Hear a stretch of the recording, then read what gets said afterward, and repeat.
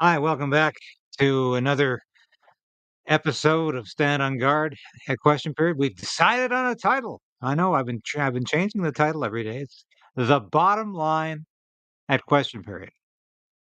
It's the bottom line at Question Period with David Creighton. I'm not even going to include that. I'm here every day that I can be.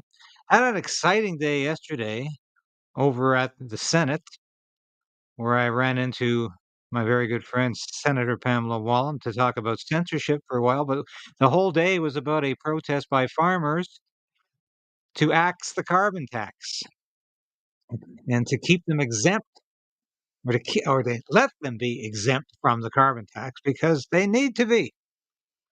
They need to be in order to produce food for us to eat. Never mind exporting anymore. We're going to be lucky enough to be able to produce enough food in this country to eat with a shortage of fertilizer artificially imposed by Justin Trudeau. The regulations, so much red tape for farmers, and they've got the carbon tax to deal with, which is going to just take a big chunk of money out of them, and it has been, and it's taking bigger and bigger chunks of money out of them. So there was a protest in the Hill yesterday. That's where I was. Thank you for joining me today. I welcome your comments. Please comment. I try to directly reference them during the broadcast. And I'll tell you right now, please like this broadcast. If you haven't subscribed to Creighton's Right, please subscribe right now because this is how we beat Trudeau's censorship. And ring that bell. We need to beat Trudeau's censorship and we need to beat the YouTube logarithm. And invite your friends to watch this broadcast today and tomorrow. I'll be back again tomorrow. The Freedom Convoy trial is off for the week again, and it's meeting next Monday. So I won't be doing too much question period next week. I'll be focusing on the Freedom Convoy trial. But did you hear about the fall economic update? More subsidies for journalists. Do you think journalists need subsidies? Do you think the media should have subsidies? Do you think any free press, any free media should be accepting money from the government? Because aren't they then tending to report positive news? Aren't they tied to the government? Aren't they bought off by the government if they're getting money from the government? It's bad enough we've got the state media, CBC, taking $1 billion+ away from us. Now they're subsidizing all the legacy media. This is unacceptable, and it's continuing. It's continuing. So we will be joining question period shortly. I just wanted to talk to y'all before we started because I think it's important that we do this. I know a lot of you say, I can't stand watching question period, but I watch it, and that's good. Okay, we're still not. I'm just listening to see when they. I don't want you to miss a second of question period, but I was thinking. I was interviewed earlier for a radio station out of Mississauga, and I was talking about doing these live broadcasts, and why do I do them? Because a lot of people, could be tuning in, but aren't. I appreciate those of you who are tuning in and watching this because I think it's important. And I like to infuse a bit of humor into this as well as insight because it's depressing to watch how bad question period is. And you all say that at various times. This is terrible to watch. The questions aren't answered. The liberals keep telling lies and lies and lies. And it just goes on and on and on. But it's the last vestige of democracy we have. At least we have question period. Because believe me, Trudeau would like to take that away. And I believe he wants to postpone the next election so he can hold on to power indefinitely. I believe that could be a good possibility. Yeah, we're getting close to question period here, but not quite. Anyway, keep those comments coming today. I see we've got people joining us. The numbers are increasing, and I appreciate that. I'm here to talk about our democracy. And believe me, as I said, I think question period is valid for one reason only. It's because Trudeau and his cabinet still have to stand in front of the public because there's a camera there, and they have to try to defend their godforsaken horrible policies. Not that they do it very well, but forced to talk about why they can think they can justify it. I think that's very important. Anyway, I'll shut up for a while and let you watch this. Conservative leader turn hurt into hope for all Canadians. Now let's bring it home.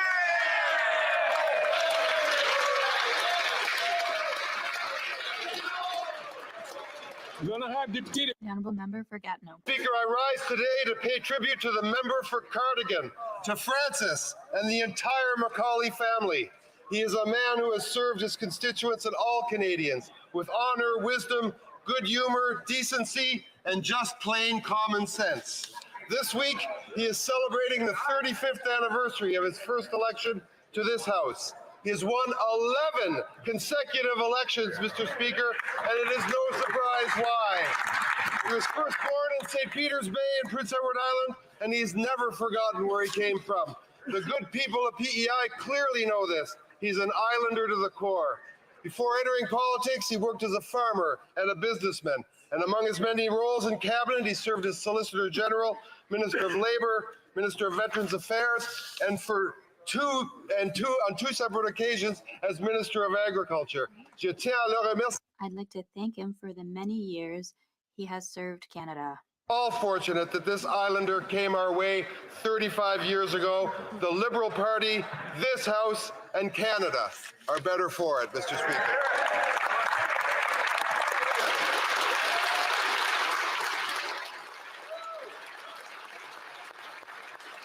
See, this moron speaker's got the sound turned off again because we were watching on Tuesday.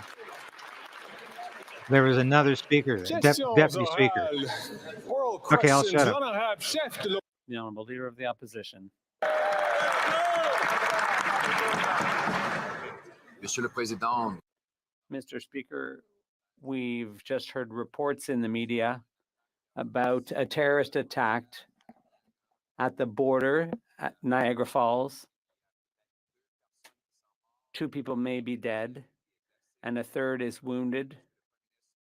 Can the Prime Minister give us any information about that terrorist attack? The Right Honourable Prime Minister. Mr. Speaker, this is a very serious situation at the Niagara border. A vehicle blew up on the Rainbow Bridge. We're still talking to the authorities about it, and the Americans, our border service officers, the RCMP, and so on. I was contacted by the Minister of Public Safety. We're trying to gather all the information. We're providing support. We're talking to the Americans. I can confirm that the border has been closed down at the Queenstown, Peace, Rainbow, and another bridge. Additional security measures are being brought to all border crossings all across the country. It's a very serious situation, but we will remain engaged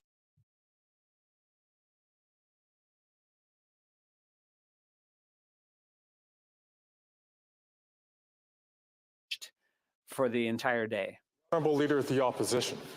Mr. Speaker, we've just heard media reports of a terrorist attack and explosion at the Niagara crossing of the Canada-US border. At least two people are dead. One is injured. It is the principal responsibility of government to protect the people. Can the Prime Minister give us an update on what he knows and what action plan he will immediately implement to bring home security for our people? No, this is the first I've heard of this terrorist attack on the border. Mr. Speaker, this is obviously a very serious situation in Niagara Falls. There was a vehicle explosion at the Rainbow Bridge crossing. I've been briefed by the NSIA and the Minister of Public Safety. CBSA, RCMP, and Transport Canada are all fully engaged in providing the necessary support. There are a lot of questions, and we are following up to try and get as many answers as rapidly as possible. We are in close contact with U.S. officials, and will continue to work closely with them. We will continue to be engaged engage. We will provide updates. Updates I can give right now is there are 4 border crossings that are right now closed: Rainbow Bridge, Whirlpool Bridge, Queenston Bridge, and Peace Bridge. Additional measures are being contemplated and activated at all border crossings across the country. We are taking this extraordinarily seriously. And Mr. Speaker, I will have to excuse myself now to go get further updates and work on this very serious situation. Thank you, Mr. Speaker.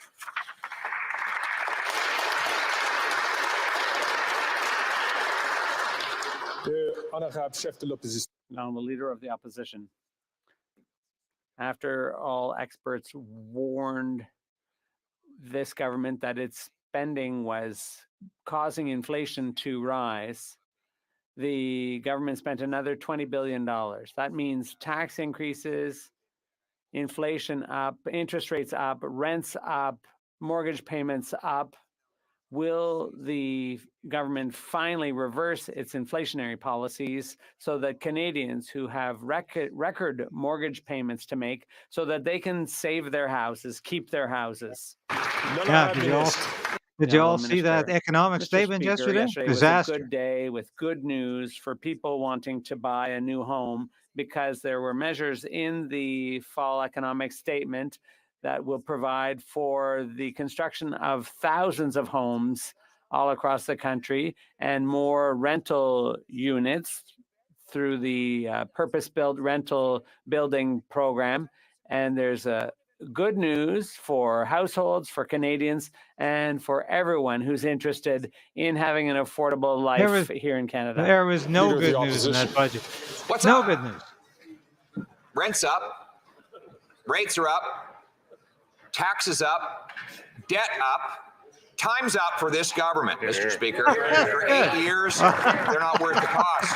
And now this Prime Minister cakes on another $20 billion of inflationary spending and will bring up the interest payments on our debt to a record-smashing $51 billion a year. With 2 million Canadians eating at a food bank every month and many facing the loss of their home, why won't they cancel this inflationary scam and replace it with a plan to balance the budget and bring down interest rates and inflation? There was no good news in that economic update at all. Just more debt, deficit. Mr. Speaker, yesterday's fall economic statement And they got demonstrates this the next clown phase up in on our his plan feet to today. make sure that we have an economy that works for everyone. Mr. Speaker, the International Monetary Fund is predicting that Canada's growth will lead the G7 in 2024. Oh, we have the get lowest debt to outta GDP here. ratio in the G7. And Mr. Speaker, What a while joke. we are building housing, while we are moving on with our clean tax credits, while we are making sure that adopted parents can have the benefits that they need, you know what's up, Mr. Speaker? The end of support for the Conservative Party for Ukrainians in this country and in Ukraine, as the Conservatives vote against the Canada-Ukraine free trade deal. Shame on them. Where did that come from? They'll pull anything out of their ass, especially when you're bald like that guy. Actually, what's up is the Prime Minister has once again betrayed Ukraine. He betrayed Ukraine when he gave Putin that big turbine to pump his gas and fund his war. He betrayed Ukraine when he refused to sell Canadian gas to break European dependence on Putin. He betrayed Ukraine I'm not gonna by get into failing this to one. vet someone celebrated in this House who turned out to be a Nazi, and he's betraying Ukraine with this And a friend of terrible Zelensky. agreement to force a carbon tax on Ukrainians that will destroy their ability to fight a That war is and rebuild stupid, their though. economy. We will axe the tax and stand unequivocally with Ukrainians in their fight for freedom. Canada is the only country that tries to export a carbon tax. They're insane. These people are insane. I'm laughing because what else can you do? Because it is driving us all to the point of insanity. I'll ask the member from St. Albert, Edmonton, to please restrain himself. The Honourable. Thank you, Mr. Speaker. Mr. Oh, Speaker, this- if that this were piece of true, baggage. the members of the opposition would have voted in favor of the Canada-Ukraine Free Trade Agreement, an agreement that I will note the government of Ukraine asked Canada to do with them in a time of their utmost need when they're facing an illegal war It's of all aggression over for from Ukraine, and we all Russia. know that. But It's instead of over. supporting Ukrainians in their time of need, instead of truly stand up for their This is such a fight joke. for freedom, they vote against it on a red herring. Not a Mr. not a Speaker, fight for Canadians freedom. need to ask what the Conservatives are doing, and there's only one party that's betrayed Ukraine, and that's the Conservatives. This is such a joke. It's not a fight for freedom. It's a fight between autocrats and a fight between oligarchs in Ukraine. And they're stealing all of our money. They're taking every cent of the billions, and they're sacrificing a whole generation of Ukrainians in a war they can't win. So this is a huge joke. Anyway, we'll get back to the Bloc Québécois in a second here, but one of the comment on Sylvia Hollowatch. You like that name, Skippy? Do you? That was that name was given to Pierre Poilievre by the media actually many years ago when he was a junior cabinet minister. So I'm not sure he appreciates that name, but I'm not here. I'm not here to fight or defend for any political party. I might have more in common with one of them, but I'm not working for them.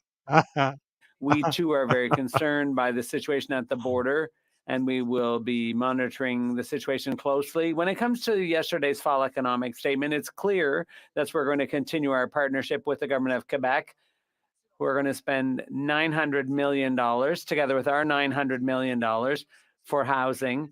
And it's also very important, Mr. Speaker, because tax credits for the green economy are very important to Quebec. And the statement of yesterday's statement is good for Quebec. It's good for Canada. It's good for everyone.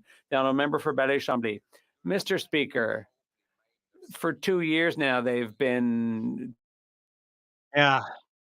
Haley Land says Ukraine is corrupt, not even doing their election. We are giving money to a dictatorship country. Very true. It's not a free country. It is an autocratic country, and Zelensky is a dictator. And they have lost this war with Russia. We continue to pour billions of dollars into this lost cause. And Ukraine will not be a member of NATO. None of this is going to turn out the way Trudeau and Joe Biden want it to, or say they want it to. But we all know this is part of a larger globalist plan anyway, don't we? Honourable Minister of Housing. There Mr. he goes, Speaker, as members flopping know his full arms, well, John Fraser. it's a pleasure to cooperate with Quebec City, with my provincial counterpart in Quebec. We have a deal, $900 million from the federal government and the same amount from Quebec City. This deal will allow for 23,000 more housing units. It's an opportunity to cooperate, and I will continue my work building housing in Quebec and all across the country.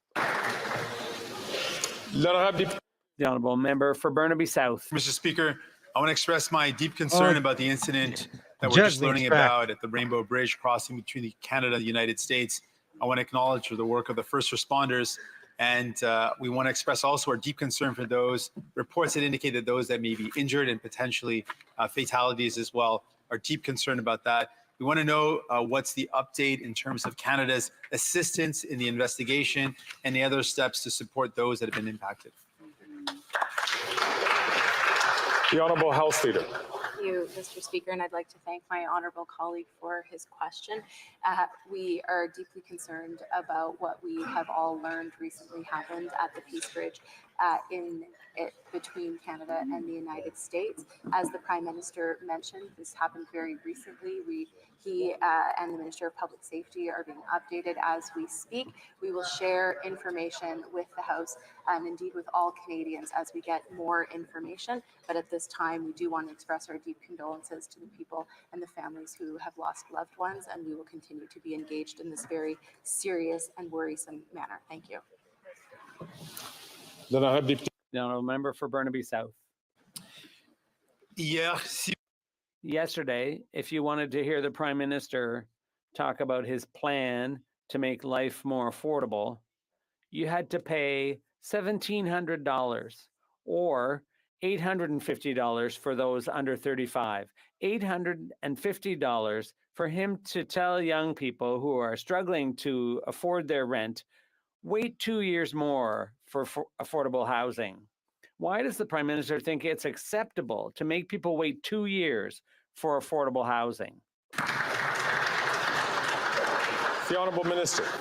Mr. Speaker, You're never am going to thankful see for the affordable housing. opportunity, the honourable member, to raise affordable housing in young people. So many young people are taking advantage of the first home savings account. Just the other day, I was talking to a young woman in my riding. She and her partner have saved, done so. Yeah. To get back to the debate about Skippy, Sylvia informs me that she was talking about Justin Trudeau. Dear Pauline, I've never heard that moniker used against Trudeau. Lots of other descriptions, but not that one. That's been Pierre's insult. Isn't worth the cost. And he promised that the additional debt would never cost anything because interest rates were low. But now we understand that the amount the federal government will spend next year on the interest on the debt has doubled. It's up to $52 billion. That is means more nothing than we to spend liberals. on health and twice what we spend on the military. That is shocking. Why is the Prime Minister taking this money away from soldiers and nurses to give it to bankers? The Honourable Parliamentary Secretary. Mr. Speaker, yesterday we tabled our economic statement that shows the very solid foundations of our economy.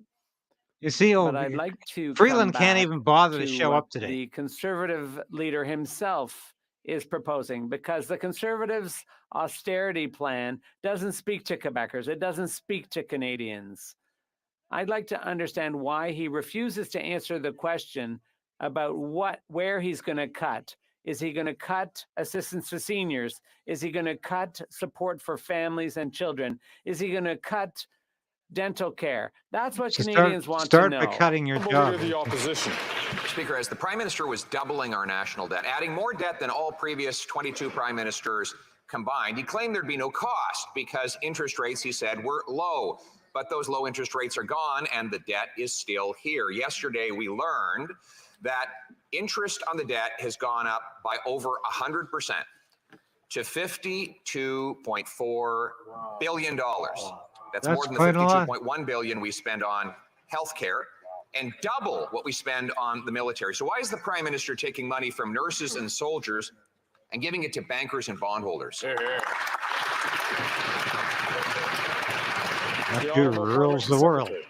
That's why. Mr. Speaker, yesterday we tabled the fall economic update, which shows the solid foundations of our fiscal frame and also shows that we were able to maintain that fiscal responsibility while being compassionate and being there for Canadians, Mr. Speaker. We're building more homes and we're building them faster. We're changing competition laws in order to stabilize prices in this country. And Mr. Speaker, what the Conservatives are proposing are cuts, is austerity. Right. They want to claw back the supports to families, claw back supports to our seniors, Mr. Speaker. That is not what Canadians need, and that is not what Canadians deserve. Hear, hear. The Honourable Leader of the Opposition. Fear and falsehoods are the only thing they can use to distract from their disastrous record. Mr. Speaker, they are the ones clawing back from seniors and from families with their quadrupling of the carbon tax. For the first time in Canadian history, we have 7 million people who are skipping meals because they can't afford to eat, and 2 million people, a record-smashing number, are now eating at food banks. There is a common-sense solution, which is the Conservative Bill C-234 to take taxes off the farmers who feed us. Will the Prime Minister back down again, stop fighting this common sense bill, and stop taxing our farmers so that our people can afford to eat? Well, I'm glad he brought that up again today. There was a protest yesterday about this very question. Decided that the retirement age should go back to 65, not 67, which was a decision What does that have to do with anything? Seamus O'Regan. Leader was in Davos, Switzerland, but let's stay in Europe for 1 second, Mr. Speaker, and talk about the appalling decision by these so-called conservatives to turn down a free trade agreement with a beacon of democracy like Ukraine? What is up with that party? That's what Canadians want to know. And this carbon tax excuse, no one's buying. What's up, Mr. Speaker?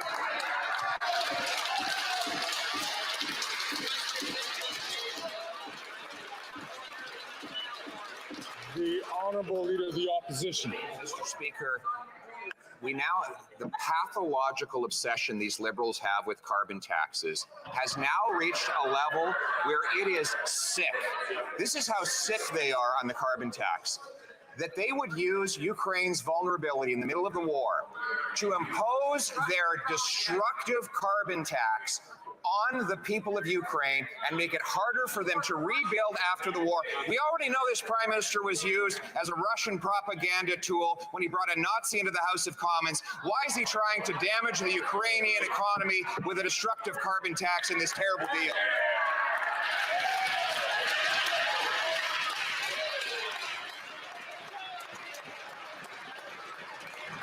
The Honourable Minister for International Trade. The only ones who are not supporting Ukraine are the Conservatives. Let's be clear. The Canada-Ukraine free trade deal does not impose a price on pollution on Ukraine. And you know why? Because Ukraine already has a price on pollution.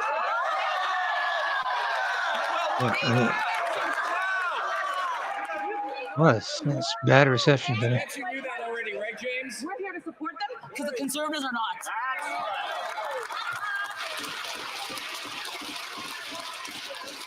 Well, if Ukrainians are that stupid too, they already have a carbon tax. I'm not sure. I have to look into this because it is so bizarre. I know they're lying about this.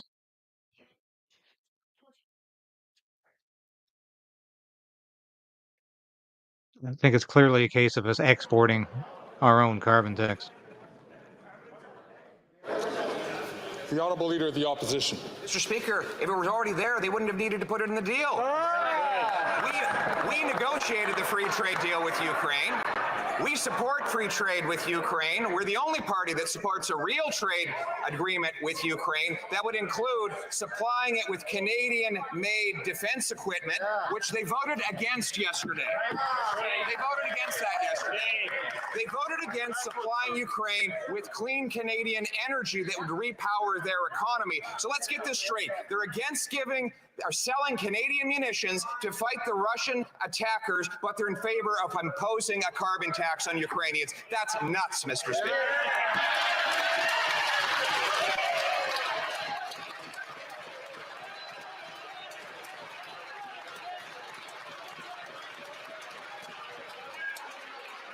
The Honourable Minister for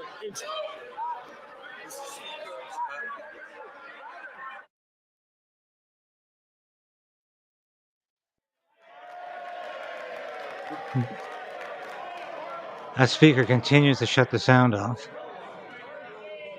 Anyway, sorry for that interruption there. We're trying to get to the bottom of this terrorist attack. I don't know where the proof is that this is indeed a terrorist attack. Mr. Speaker, it was bad enough that this party is the only party in this House that doesn't believe in climate change, that doesn't believe in fighting the good fight against climate change. But on top of that now, when Ukrainians are dying literally on behalf of freedom-loving people of the world, they're fighting fascism, they're fighting totalitarianism, they're fighting against an illegal invasion. At that critical moment, what did they choose to do? They chose to abandon Ukrainians in their hour of need. Mr.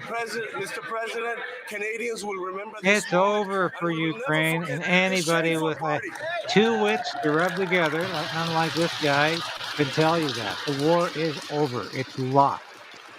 And Ukraine is not fighting for freedom, theirs or anybody else's. And this man is full of shit. The Honourable Leader of the Opposition. Mr. Speaker, it really is a pathological obsession for a party not only to look at its starving people, the 2 million people in Canada that have to go to food banks every month, the 7 million people who are hungry in Canada, but then to say that the misery from their carbon tax is not enough here in Canada, that they need to export it by imposing it in a pre-existing trade agreement. Mr. Speaker, when I'm Prime Minister, we will have a real free trade agreement with Ukraine that helps them win and rebuild, but has no carbon tax. We will axe the tax here and make sure anyone in the world who wants to axe the tax has the freedom to do it.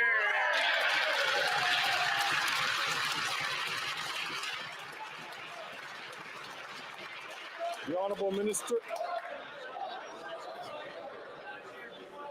Colleagues.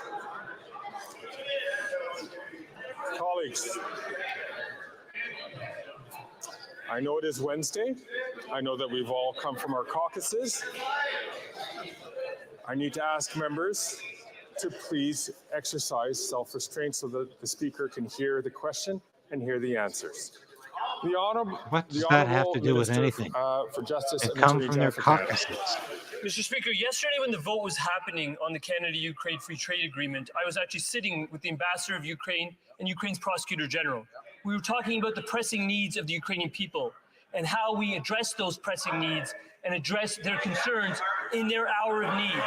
For the past 18 months, I was pleased to say that we had had a multi-partisan approach to addressing Ukraine. Unfortunately, that evaporated in a puff of smoke, with a very decided and methodical vote taken on the behalf of the Conservatives.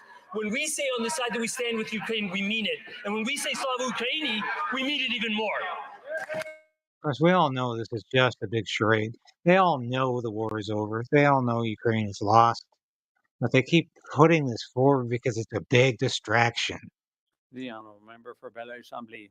Mr. Speaker, it's quite fascinating.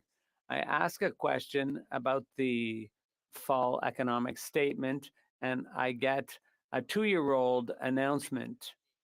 And that shows that there was nothing in the economic statement. So why do one? When I was young, people said, if you have nothing to say, shut up.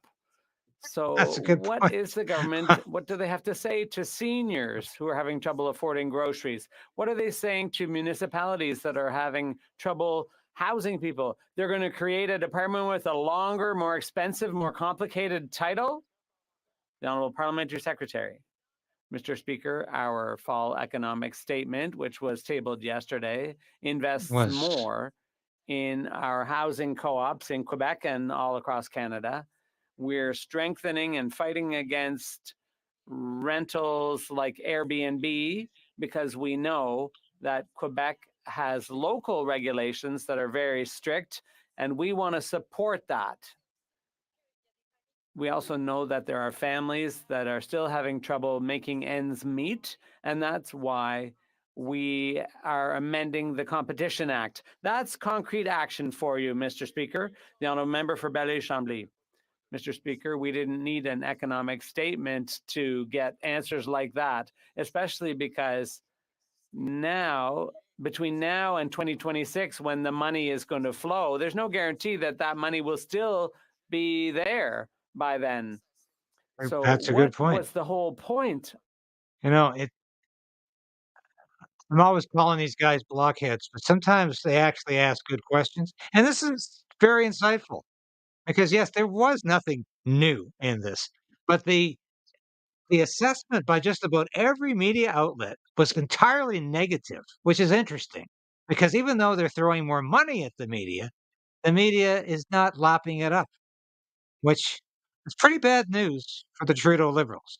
It's an economic statement. It's because we want to be transparent with Canadians and we want to show where we're at with our plan. Yesterday, we also announced that we would be removing the GST on psychotherapy and that we were going to fight against you need lots of psychotherapy in Canada. So there are measures that will help Canadians also. Isn't that interesting? They lifted the GST on psychotherapy. Food banks Very that telling. if you put the images in black and white, you would just assume you were looking at images from the Great Depression. We have never seen 2 million people going to a food bank in a month. Never has had 7 million people eating less than is healthy. But that is the starvation that we have as a result of 8 years of this Prime Minister. There's a common sense Conservative bill, C-234, that is passed to the Senate The Prime Minister's ministers are panicking and begging senators to block it. Will the Prime Minister tell his senators that they have go-ahead to pass this common-sense conservative bill so our farmers can feed our people? Now I'm glad he's talking about this again, because as I've said it a couple of times during the broadcast, Thank you, Mr. farmers Speaker. are You'd think after protesting 2 about this decades in yesterday. place, the member opposite might know that the Senate is independent of this place. However, there was a time when Canadians could look to Conservatives for a little bit of leadership on fighting climate change.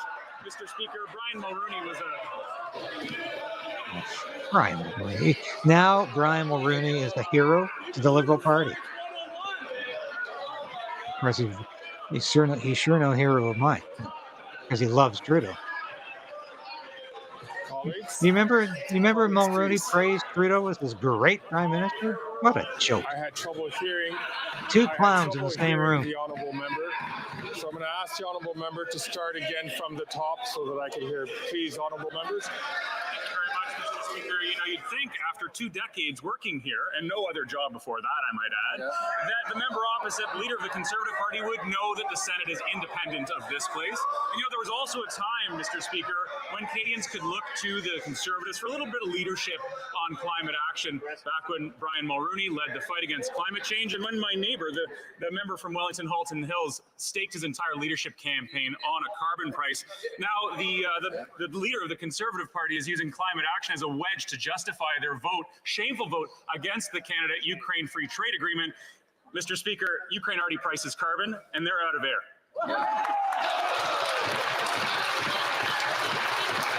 He finally got his dissertation out there. Yes, Sandy. Yes, Sandy Klein. It is painful to listen to the BS. Won't make up for the fact that Canadians cannot afford to feed themselves. But the Prime Minister is in a bind again. He was already bullied by his Atlantic caucus into panicking and bringing in a temporary pause on home heating taxes, but only for some. Now, his Environment Minister is threatening to resign if there are any more carbon tax carve-outs. He Will the Prime sidestepped that one. Minister stop allowing himself to be bullied and threatened by his radical Environment Minister and axe the tax on our farmers so that Canadians can afford to eat? Where is that little Marxist today?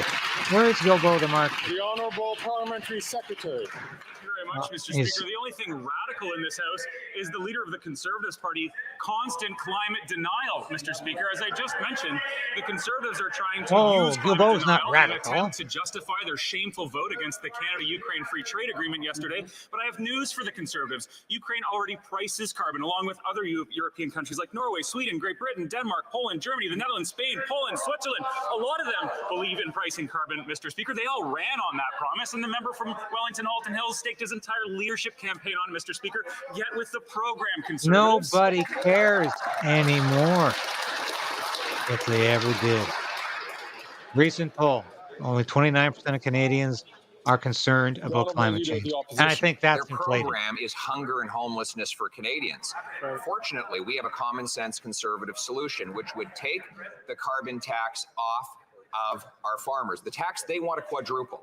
But the Prime Minister is in a panic because his Environment Minister says, and I quote, "As long as I am the Environment Minister, there will be no more exemptions to the carbon pricing," end quote. In other words, if this bill passes, his Minister of Environment will resign. Why won't the Prime Minister simply accept the minister's resignation now and let this bill pass so Canadians can feed themselves? Too good to be true. Gilbo's already said he's not going to resign because he wants to cling to that office. Thank you, Mr. Speaker. Canadians know what it means when they hear the words common sense conservatives. It means Oh, don't talk about Mike Harris again. that they rely on that ultimately hurt Canadians. But let's put some facts on I the heard table, that Mr. Speaker. before. Since we've come into office in 2015, we've lifted 650,000 children, 2.7 million Canadians out of poverty. Canada now ranks 6th in terms of where we rank in terms of child poverty in the world. When the Conservatives were in office, when that leader was in office, Mr. Speaker, Canada ranked 24th in the world when it came to child poverty. Mr. Speaker, we continue to support Canadians. We'll stay on the facts, and we will not cut services like the Conservatives. Thank you, Mr. Speaker. The Honourable Leader of the Opposition. No, what they're doing is cutting the food budgets of families by raising the tax on the farmers who feed us. Again, there is a common sense conservative bill that passed through this House of Commons against the great protest of the Prime Minister, who still wants to quadruple the tax. We're simply asking him to tell his environment minister to resign and let his Liberal appointed ministers pass the bill to feed their families around the kitchen table, or will he keep his crazy environment minister around the cabinet table? Crazy Marxist environment minister. Haley Land. Is Justin even there? Yeah, he was there for about 5 whole minutes at the beginning to answer 1 or 2 questions. Then he's excused himself. He said, "I've got to get more information about this terrorist attack." So he disappeared rather quickly. Well, he got some real sound problems in the house today. It's that damn speaker. He plays with the sound throughout the whole question period. Order. Order. I'd like to remind all members that it's important to use language Guy is such when a it's joke. directed at a particular member. Language Crazy, that is not yes, he is disruptive of the crazy. meeting. I will ask the Honourable Minister to respond. Thank you, Mr. Speaker. I'll happily tell the Leader of the Opposition what we That's picked not on this side. the Mr. environment Speaker, we minister. picked to support Canadians in their time of need. Mr. Speaker, we picked to fight climate change, Mr. Speaker, which we know is an You keep riding existential that threat. boat. And we picked to ensure that we are supporting people who are seeking their freedom around the world, Mr. Speaker. What we're seeing in the United States is right-wing politicians who are turning away from Ukraine, turning towards Russia. I can only assume that's what we're seeing here in Canada right now, as the members so. opposite are the only ones in Canada who are not standing with Ukraine. Canadian stands with Ukraine. Oh, and stop with everyone your else except standing with Ukraine. You're going to be sitting in the ditch with Ukraine very shortly.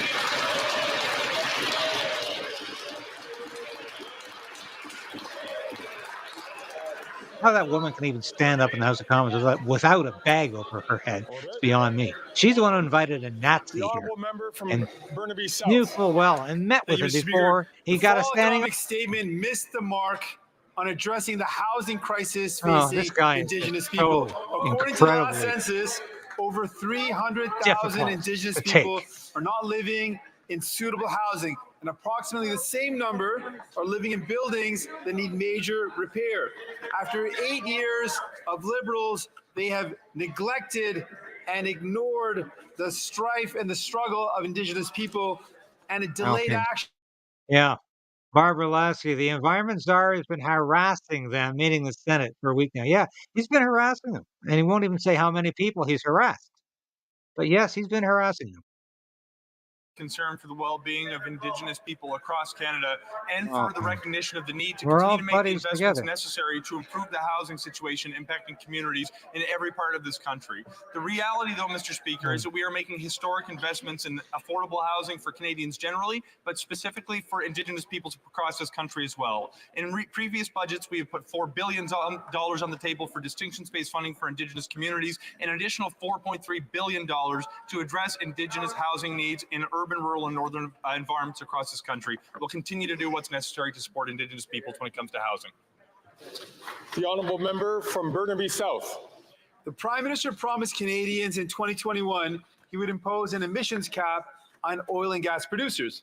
It's been 2 years of delay and disappointment. Families, municipalities, small businesses, and in the industrial sectors are investing in low carbon solutions, but oil and gas emissions continue to rise unchecked. That doesn't look like climate leadership to me.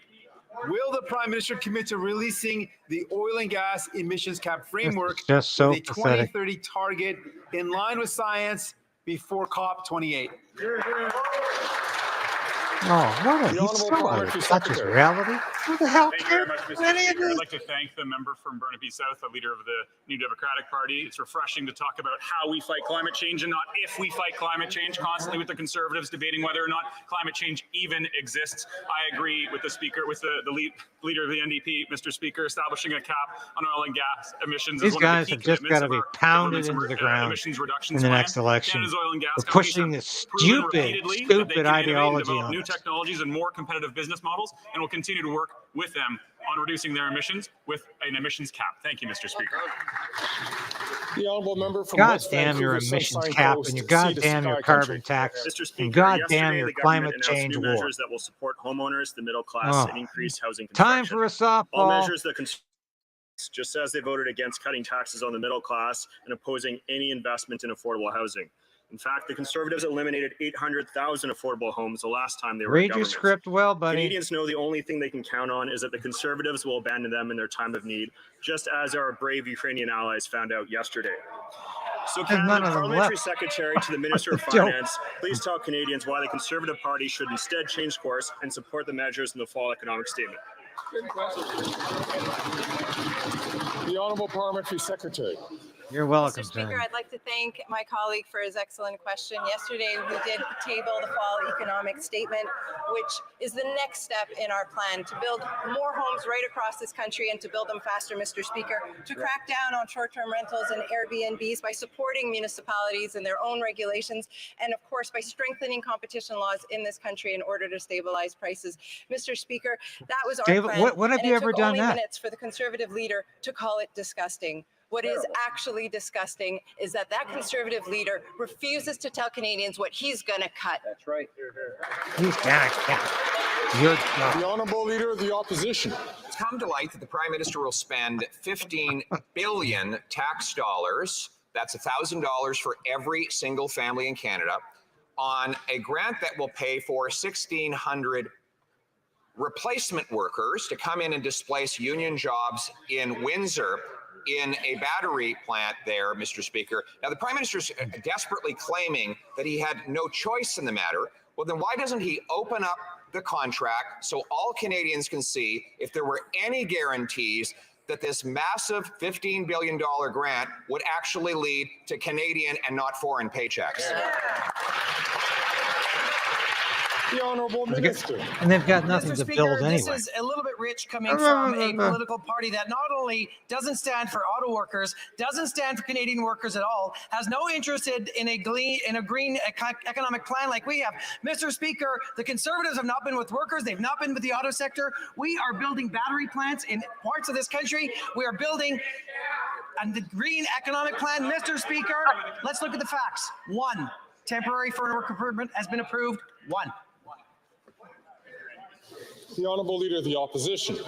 Yes, and there are 1,599 more, at least, in foreign replacement workers who will be coming to use the 15 billion tax dollars that this Prime Minister is making Canadians pay for this single plan. In fact, here I have the advertisements for the position: electric quality mode engineer, skills required, bilingual in English or Korean. Mr. Speaker, this is true of countless of the job applications. Will the Prime Minister release the contract on this $15 billion deal to see if any of the money is going to go to Canadian workers or it's all going to foreign replacement workers?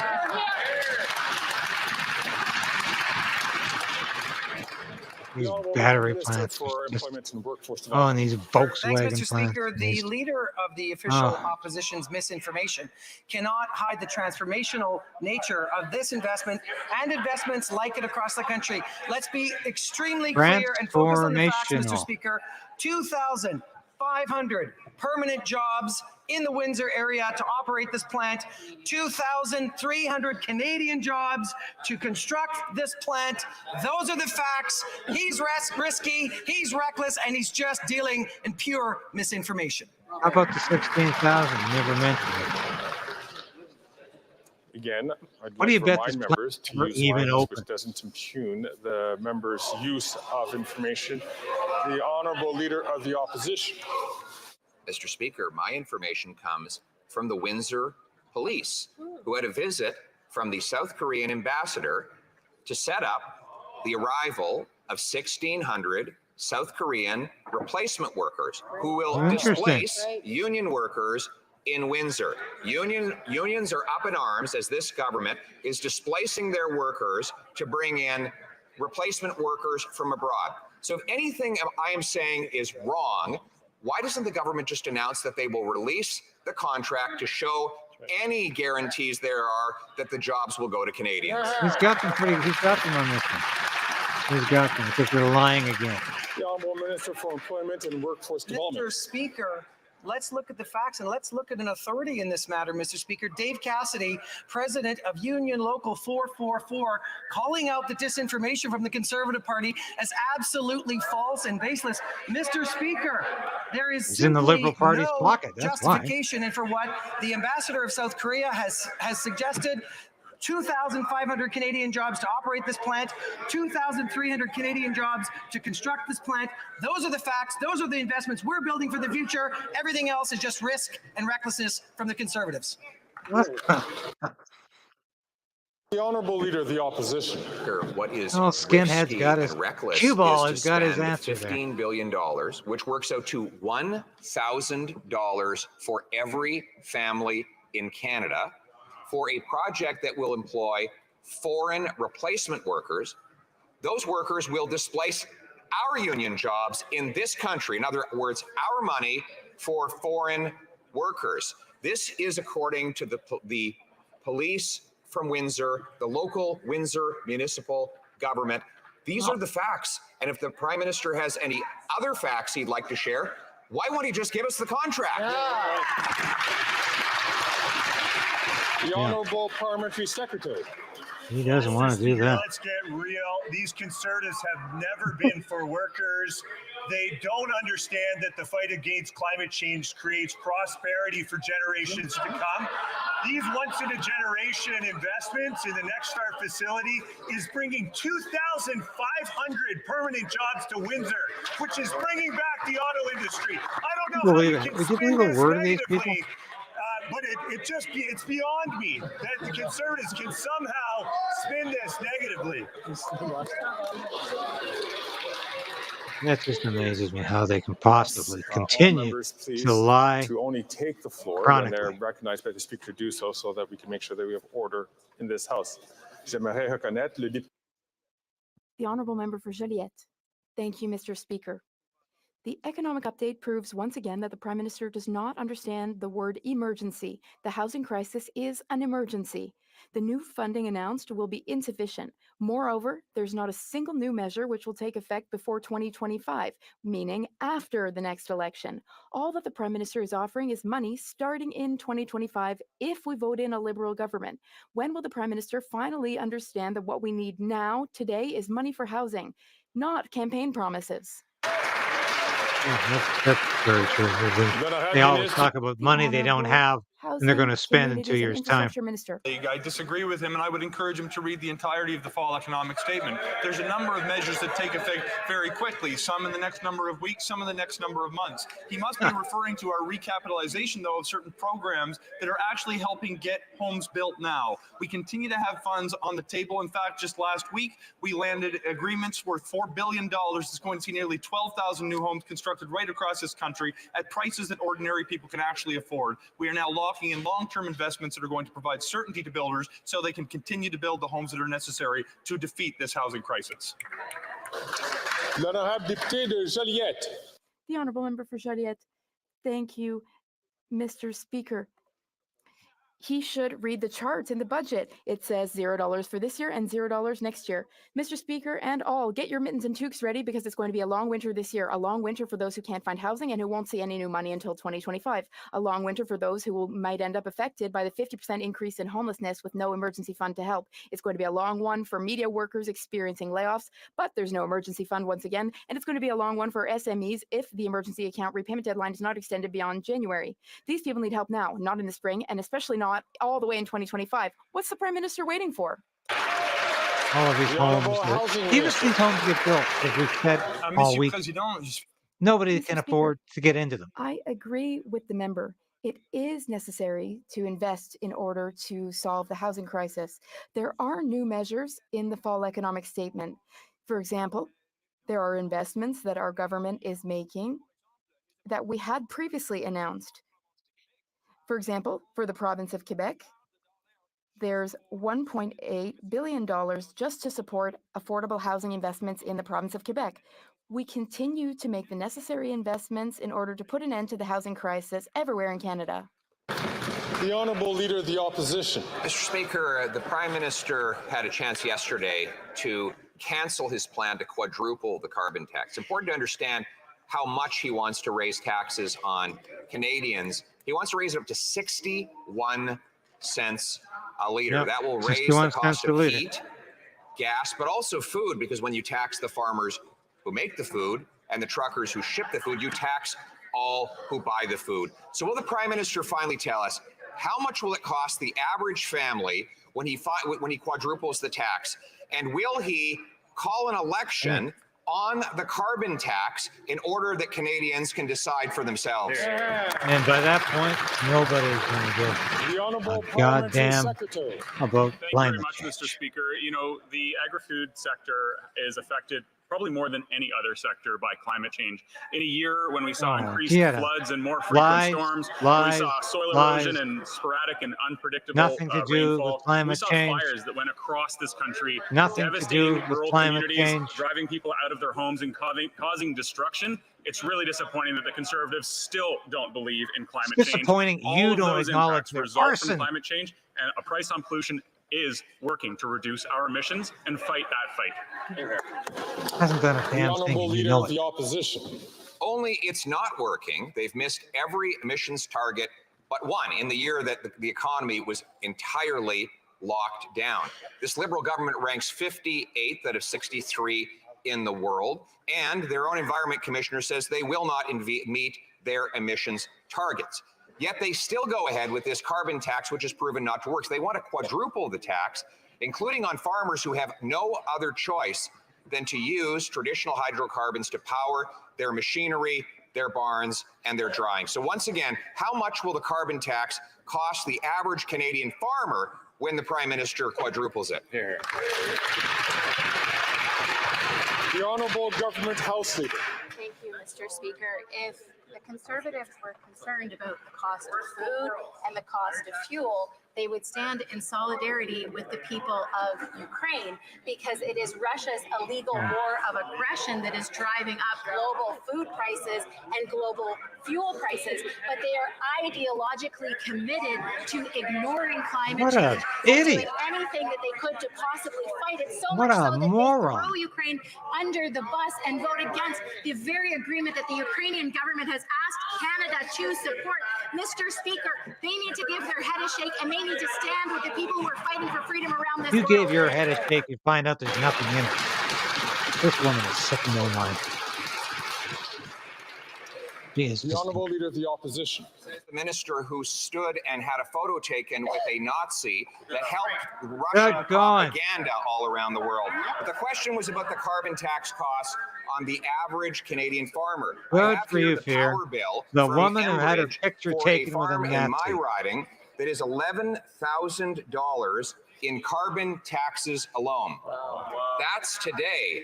Now the Prime Minister wants to quadruple the tax on Canadian farmers, which will drive up the cost of production, drive food growth out of this country, and drive prices up for everyday Canadian families. So once again, how much will the average farmer pay in carbon taxes once this Prime Minister implements his plan to quadruple the tax? empty head, right on. The Honourable Government House Leader. They're such hypocrites. That's what drives you crazy. Unbelievable is Unbelievable. that the leader of the opposition, who claims to stand for freedom, who claims to stand for democracy, will do everything he can to ideologically oppose fighting climate change, including not standing with Ukrainians who are facing an illegal war of aggression by Russia, Mr. Speaker. That is driving up food and fuel prices around the world. If he truly cared It's all about because of supporting that. Canadian Oh, I families, understand. Canadian farmers, he would support the Canada-Ukraine Free Trade Agreement, and he wouldn't abandon Well, then them you in should their time stop of the need. war then, shouldn't you? By acknowledging Ukraine. Man, the war is over. Saint-Léonard, Saint-Michel. Mr. Speaker, Oh, it's yesterday, softball. in its economic statement, the government announced measures to support housing cooperatives. Mr. Oh, Speaker, tell us about them, in please. Quebec, there are 1,130 co-ops, Tell totaling us over about your housing 22,000 units. cooperatives. The leader of the opposition has described co-op housing as Soviet-style housing, thus demonstrating his contempt for this type of housing. Can the Prime Minister explain to Canadians the impact that the measures announced yesterday will have on Good luck housing finding the Prime cooperatives Minister. everywhere in Canada. He's investigating the terrorist attack right now. The Honourable Minister. Mr. Speaker, I thank the member And from this Saint Leonard windbag is going to Saint-Michel answer for the Prime her Minister. very hard work and for her question. And just thank you for your wonderful People need question. more housing, and co-ops are part of the solution. That's why yesterday we announced that we are removing GST on the construction of new housing co-ops, and we also This announced guy that we will should be find a suit that strengthening fits him. our He's co-op putting on a few development pounds, program. Mr. Speaker, living unlike Leader of the the Opposition, large life who as a has liberal. contempt for co-ops, we support them and we support everyone who lives there. The Honourable Leader of the Opposition. Thanks. The Prime Minister's tax on farmers who grow our food, the truckers who transport the food, it's a tax on all those who eat food, too. The Bloc Québécois wants to drastically increase taxes for farmers, Mr. Speaker. So there will be higher costs for farmers in Quebec. How much will this second carbon tax cost each farmer in Quebec? How much will it cost?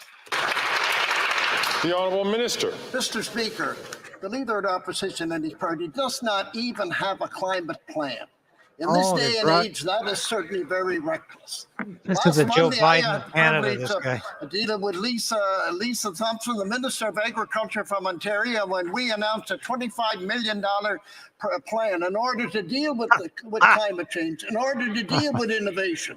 I can tell the Leader of the Opposition, number one, you need a climate plan, and number two, this government will continue to support our farmers to make sure they stay on the cutting edge and become more profitable. If we do not deal with climate change, we add to the principle. This guy is totally under the thumb of Stephen Guilbeault now. He hasn't got a sensible thought in his head anymore. If he has any thoughts at all, I don't know. He's gone the way of Joe Biden. The Honourable Leader of the Opposition. Their idea of helping farmers is putting in an $11,000 tax on one farm for 1 month. One farm, 1 month, $11,000. Now they want to quadruple the tax on Canada's farmers. That will do nothing except for send the food production to more polluting foreign countries and forcing us to burn more diesel to transport it all the way back to Canada. So why don't they bring home food production and axe the tax on farmers? The Honourable Minister for Agriculture and Agri-Food. Mr. Speaker, number one, we have a climate plan, and we will continue to deal with the climate plan. If we do not deal with climate, we increasingly put up the price of food. We have invested in farmers right across this country. We're going to make sure that farmers and ranchers stay on the cutting edge. We deal with climate change, because if we do not deal with climate change, like every country in the world is, we will continue to raise prices in the world. Completely befuddled. The Honourable Leader of the Opposition. Mr. Speaker, after 8 years, they still don't have a plan to fight climate change over there. What they have is a plan to quadruple a tax that has failed to fight climate change, giving Canada the 58th ranking out of 63 countries, missing every target but one in 8 years, and on track to miss their targets in 2030. So stop distracting from the real agenda here, which is to take money away from farmers, from food, and from the necessities of Canadian life. Will they, yes or no, announce their support for the Senate passing common sense Conservative Bill C-234 to take the tax off the farmers who feed us? Right. He's mentioned this now 4 times today, which I think is good because it's very important. The Honourable Parliamentary Secretary. Thank you, Mr. Speaker. You know who knows a thing or two about farming and climate change? That's the Not farmers you. who work in the breadbasket of the world. Ukrainian farmers. Oh, And you know who get asked off with Canadian that. parliamentarians to vote for the Canada-Ukraine Free Trade Agreement? Ukrainian farmers. Nice So did the distraction, Ukrainian you Canada, halfwit. Congress. So did President Zelensky himself. Ukrainian Big farmers deal. are betrayed by this federal government. That's the people who grow. What a stupid answer. Canadian farmers are betrayed by those conservatives. Apologies for the misstep. A stupid answer from a very stupid man.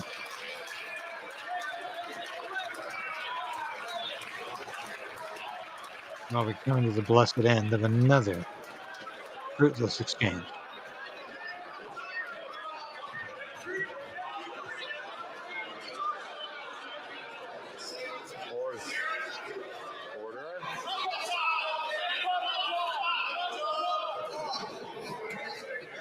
Order.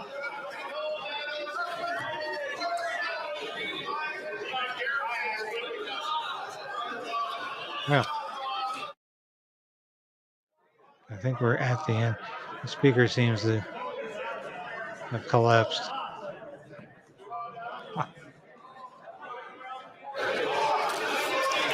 Order.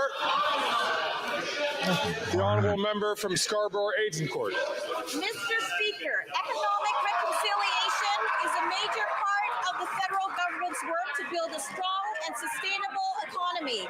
Yesterday, the government announced its fall economic statement. Can the Minister of Crown Indigenous Relations inform the House on measures that support economic reconciliation? The Honourable Minister for Crown Indigenous Relations. I want to thank the member for Scarborough Agincourt for her tireless advocacy and her hard work. The number of major projects with potential for Indigenous equity ownership is anticipated to grow significantly over the next decade. An inane softball question from an inane member of Parliament to the affordable capital that Indigenous and communities an inane answer to make from another these opportunities non-entity. a reality. This will make projects more economically feasible for Indigenous communities by decreasing the cost of He capital. just stuck that script in front of him 5 minutes before he walked in. In the right direction by the federal government on the path to economic reconciliation. Oh, blah, blah, blah, blah, blah. Yeah, plant yourself down. Order. Piece of The baggage. honourable member from Nunavut. In the fall economic statement, the Liberals showed that they are ending critical programs and services that Indigenous peoples rely on. These decisions will keep Indigenous peoples in poverty. This at a time when the First Nations infrastructure gap stands at $350 billion. When will this government use this empathy they express and reconcile that with the funding so desperately needed to lift Indigenous peoples out of poverty? Okay, shut the hell up, because we know that the corrupt chiefs keep our Indigenous people in poverty. Thank you, Sandy, for saying it's frightening how they waste time on climate change, Ukraine, etc., while Canadians choose between heating and eating, housing, or tenting in winter. Unacceptable. Right on. These people don't know. These liberals don't understand what real people have to deal with. They think we go to bed at night fretting about the size of our carbon footprint. It's beyond being ignorant. It's beyond being out of touch. They're goddamn stupid if they really believe this. It's not working anymore. Oh, Elizabeth You can May's hardly back. see, and you're trying dear. to find an evacuation route from fires. This was the situation for thousands of people in the Northwest Territories this summer. And yet, through climate inaction and through a failure to fund essential infrastructure in the North, Canadian communities will experience this more often. When will the Prime Minister follow through on commitments for essential infrastructure, especially for evacuation and fire preparedness in our north? Yep. And the Prime Minister's too busy looking into our terrorist attack right now and answering questions. Devastating wildfires in Northwest Territories, Which had nothing to do with climate change. and impacted many homes. I visited the area.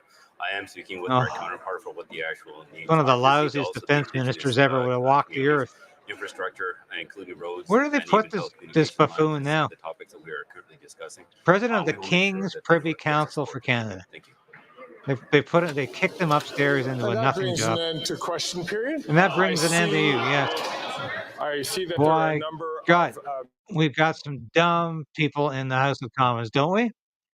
I think so, yes. Anyway, thank you so much. Thank you so much for joining us today. And it's always a pleasure to share this with you. I hope you find some of my comments interesting.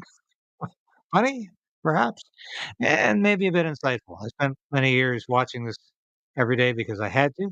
I don't have to anymore. But as I said, why do we put ourselves through this? Why do we watch this every day? or at least 2 or 3 times a week. Why do we do it? Because it's really the last vestige of democracy in Canada, because we are not being served by a democratic government anymore. Uh, the Liberal government, the Trudeau government, is clearly authoritarian, and it's ruling by decree. It's being propped up by, on the left hand, socialists, and on the right hand, not literally, but separatists in the Bloc Québécois. So this is how our government's being run. This is how our country's being run, and it's disgraceful. It's absolutely disgraceful, and the Trudeau government has bought off much of the media. But even that is starting to peel away. As the reality sinks in with much of the media, this government cannot survive.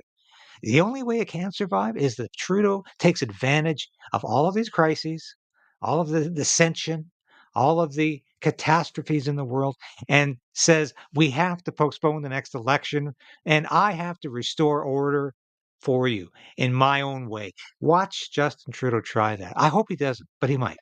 Anyway, thanks for watching Question Period today. I'll be back tomorrow, and we'll have another episode of Stand on Guard within the next 24 hours. Thanks very much for watching.